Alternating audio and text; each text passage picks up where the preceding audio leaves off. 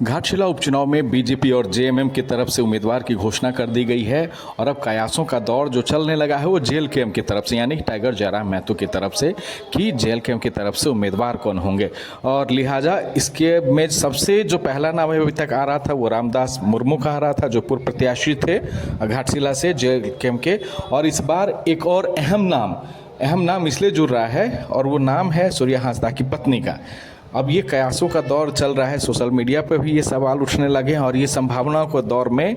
कि सूर्या हांसदा की पत्नी को अब घाटशिला के मैदान में जेएलकेएम यानी कि टाइगर जयराम महतो बतौर प्रत्याशी उतार सकते हैं। पिछले दफ़े कई बार उन्होंने सूर्या हांसदा के परिवार से मुलाकात की थी, एनकाउंटर की सीबीआई जांच की मांग की थी और उनका जो एक स्कूल चलता था उसमें भी अपने वेतन से जयराम महतो ने कुछ पार्ट्स दिए हुए थे बच्चों की पढ़ाई को लेकर। और चूँकि उनके जो पति थे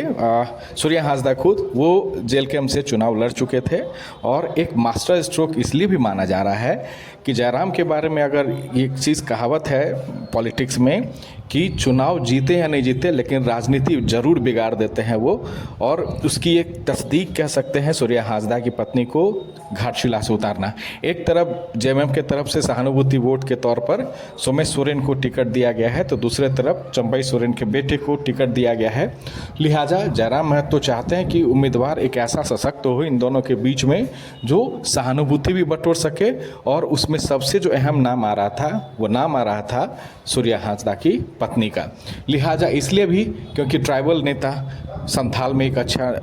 पावरफुल इम्पैक्ट रहा है हमेशा से सूर्या हांसदा का, और ये एक ट्राइबल नेता के तौर पर ही जेएलकेएम अब चाहता है खेल हो, क्योंकि कुर्मी और आदिवासी की लड़ाई के बीच में वो अगर एसटी सीट है अगर ये तो चाहते हैं कि नहीं एक कैंडिडेट ऐसा दें जेएलकेएम की तरफ से जो कहीं से भी ना तो रामदास सोरेन के परिवार के सामने और ना ही चंपई सोरेन के बेटे के सामने कम टिके। और सबसे बड़ी बात यही देखिए कि चंपई सोरेन खुद गए हुए थे सूर्या हांसदा की पत्नी के पास उनको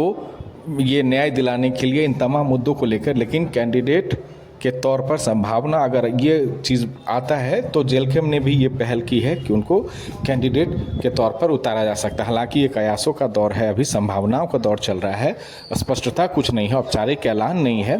लेकिन ये माना जा रहा है कि हाँ अगर कैंडिडेट जिस तरह से बातें हो रही है तो जयराम महतो सूर्या हांसदा की पत्नी को घाटशिला के मैदान में उतार सकते हैं और एक ज़बरदस्त राजनीति अगर दिख जाएगी अगर ऐसा जयराम महतो करते हैं तो